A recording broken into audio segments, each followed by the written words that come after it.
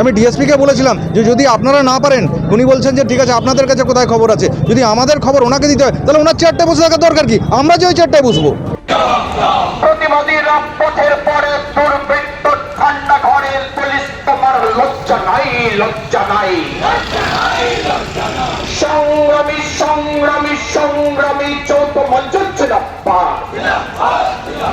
CCTV footage এখনও পর্যন্ত আপনারা, ওখানে প্রচুর সিসিটিভি রয়েছে, সেখান থেকে একটা ফুটেজ যে কোনো জায়গা থেকে কালেক্ট করলেই সব কিছু বেরিয়ে যায়। তাহলে আপনারা করছেন না কেন? এর পেছনে এতদিনে আমরা কি এটা পরিষ্কার হব যে তাদের পেছনে নিশ্চয়ই কোনো মদত রয়েছে, যে মদতটার জন্যে আপনারা সেখান থেকে আপনাদের কাজটা করতে পারছেন না।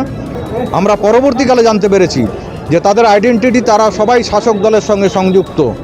যে নামগুলো এসছে সেই নামগুলো Suraj box, Vicky box, Rocky box, এই যে নামগুলো এসছে যাদের নেতৃত্ব সেদিন হয়েছিল, তারা প্রত্যেকেই কিন্তু তৃণমূলের বিশেষ কোনো পদাধিকারী, বিশেষ করে সুরজ বক্স তৃণমূলের পদাধিকারী।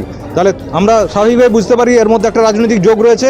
কিন্তু অত্যন্ত দুঃখের বিষয়, কোনো রকম প্ররোচনা ছাড়াই, কোনো রাজনৈতিক কোনো কথাবার্তার বিষয় সেখানে ছিল না, ওরা হঠাৎ করে অতর্কিত আক্রমণ করে। তার মানে আমরা এটাও ধরে নেব এটা পূর্ব পরিকল্পিত।